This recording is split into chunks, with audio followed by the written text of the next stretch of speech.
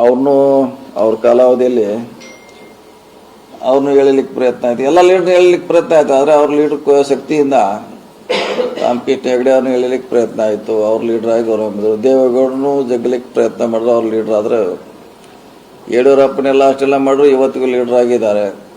ಲೀಡರೇ, ಅದೇನು ಪ್ರಶ್ನೆ ಇಲ್ಲ, ಯಾರು ಎಳಿಲಿಕ್ಕಾಗೋಲ್ಲ. ಚರ್ಚೆ ಎಲ್ಲ ನಮ್ಮನೆ ಇದೆ ರೀ. ಈಗ 5 ಮಂದಿ DCM ಆಗ್ಬೇಕಂತ ಚರ್ಚೆ ಆಯಿತು, ಒಬ್ಬರನ್ನೇ ಮಾಡಿದ್ರು.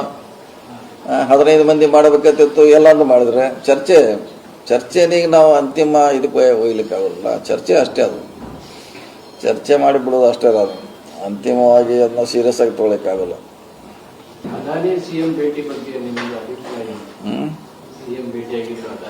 ಆ್ಯಸ್ ಎ ಬಿಸ್ನೆಸ್ ಮ್ಯಾನ್ ಅಂತ ಭೇಟಿಯಾಗಿದ್ದಾರೆ. ಅದ್ರಾಗೇನು ವಿಶೇಷ ಏನೈತಿ? ಅವರು ಟನ್ನಲ್ ಅವ್ರದ್ದು ಇದೆ, ಮತ್ತೆ ಏನೋ ತೊಗೋಬೇಕಂತ ವಿಚಾರ ಇರ್ಬೋದು. ಬೆಂಗಳೂರು ವೇಗವಾಗಿ ಬೆಳೀತಾ ಇದೆ.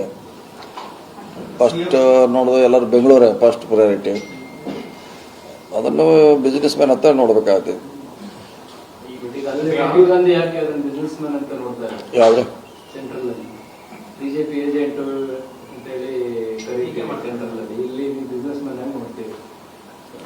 ಯಾವ್ದು? ಅದಾನಿ ಟೀಕಿಸ್ತಾನೆ ಬಂದಿದ್ದೀರಿ, ದೇಶನೇ ಅದಾನಿ ಮಾರಿದ್ದಾರೆ ಅಂತ ಟೀಕೆ ಮಾಡ್ತಾರೆ. ಇಲ್ಲಿ ನೀವು ಅವ್ರ ಜೊತೆಗೆ ಬಿಸ್ನೆಸ್ ಮ್ಯಾನ್ ಅಲ್ಲ, ನಾವಿಲ್ಲಿ ಒಂದು ಮಾಡಿದ್ವಿ. ಅದಾನಿ ಎಷ್ಟು ಸಮರ್ಥವಾಗಿದ್ದಾರೆ, ಬೇರೆಯವ್ರು ಇದ್ರು ಬೇರೆಯವ್ರು ಸಿಗಬೇಕಂತ ಅನ್ನೋದು ಅಷ್ಟೇ ನಮ್ಮ ಆಧಾರ. ಅವ್ರು ಕೊಡಬಾರಂತ ಅವ್ರು ಈಕ್ವಲ್ ಆಗಿ ಇದ್ರು. ಸರ್ಕಾರನ ಅವ್ರಿಗೆ ಭಾಳಷ್ಟು ಸಹಾಯ ಮಾಡಿದ್ರು ಅನ್ನೋದು ಆರೋಪ ಇದ್ದಾರೆ. ಇಲ್ಲಿ ಅವರು ಟೆಂಡರ್ನಲ್ಲೇ ತೊಗೊಂಡಾರೆ. ಇಲ್ಲಿ ನಾವೇನು ಅವ್ರಿಗೆ ಎಕ್ಸ್ಟ್ರಾ ಏನು ಕೊಟ್ಟಿಲ್ಲ, ಟೆಂಡರ್ನಲ್ಲಿ ಆಗುವಂಥ ಕೆಲಸ. ಸೊ ಏನಾದ್ರು ನಾವು ಅದನ್ನು ಬಿಸ್ನೆಸ್ ಮ್ಯಾನ್ ಅಂತ ನೋಡ್ಬೇಕಾಗ್ತದೆ. ಬೇರೆ ಅವ್ರದ್ದು ಇಲ್ಲೇನು ಬೇರೆ ವ್ಯವಹಾರ ಇಲ್ಲವೇ ಇಲ್ಲಲ್ಲ. ಆಲ್ವೇಸ್ ನಡೀತಿದೆ ಅಂತ ತಿಳ್ಕೊಂಡೇನೆ ಇರೋದು. ಈಗೆಲ್ಲ ಒಟ್ಟು ಆಗ್ತೈತೆ ಇಮ್ಯಾಜಿನ್ ಮಾಡ್ಕೊಂಡು ಇರೋದು ನೀವು ಅಷ್ಟೇ. ಯಾವುದೇ ಸರ್ಕಾರ ಬರಲಿ, ನಂದು ಫೋನ್ ಟ್ಯಾಪ್ ಆಗ್ತದೆ ಅಂತ ತಿಳ್ಕೊಂಡೆ ಮಾತಾಡೋದು ನೀವು ಫೋನ್ನಲ್ಲಿ. ನೀವು ಫೋನ್ನಾಗ ಸರಿಯಾಗಿ ಮಾತಾಡೋ, ಯಾರು ಟ್ಯಾಪ್ ಮಾಡ್ರಿ, ಏನು ಮಾಡೋರು, ನಿಮ್ದೇನು ಮಾಡೋರು? ಇಲ್ಲ ಹಂಗಿಲ್ಲ.